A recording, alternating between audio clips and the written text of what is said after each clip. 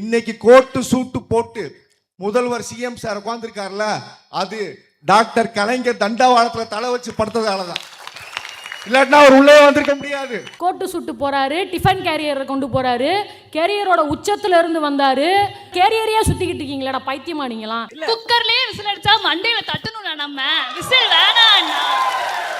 குடும்ப கட்சி, வாரிசு அரசியல். ஆமாடா, நாங்க குடும்ப கட்சி தான்டா. குடும்பம் குடும்பமா பயனடைகிற கட்சிடா. இத சொல்றதுக்காகவே தான் நான் வந்தேன். நம்ம CM sir coat suit getup மோட்லயும் வாய ஷட்டப் மோட்ல மட்டுமே வச்சுட்டு இயங்கி கொண்டிருக்கிறார். என் பொண்ணு கிட்ட நான் ஒரே கேள்வி கேட்டேன். என் பையன் ஓப்பனா சொல்றேன், விஜய் சப்போர்ட்டர்.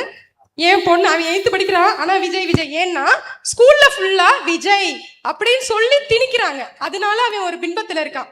அனைத்து சாதியினரும் அர்ச்சகர் ஆகலாம் அப்படின்னு நம்ம கொண்டு வந்த புரட்சிகரமான திட்டத்தை உடைச்சு இன்னைக்கு அறநிலைத்துறைய ஒரு பார்ப்பனர் கையில கொண்டு போய் கொடுத்திருக்காரு.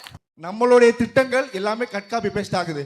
ஆட்சி கவிழும் அதே கொண்டாட்டத்தை இதே ஜென்சி மீட், இதே உலக தமிழ் சங்கத்தில் நம்ம கொண்டாடுவோம். இது உறுதி உறுதி உறுதி.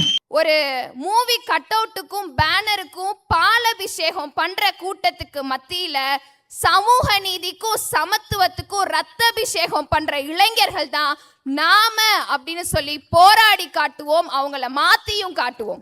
வெறும் கவர்ச்சியை மட்டுமே ஒரு அரசியல் தகுதியாக பார்க்கின்ற மூடர் கூட்டத்தின் மத்தியில் பகுத்தறிவோடு, சுய சிந்தனையோடு, சுய ஒழுக்கத்தோடு, நன்றியுணர்வோடு கூடியிருக்கும் கூட்டம் இது.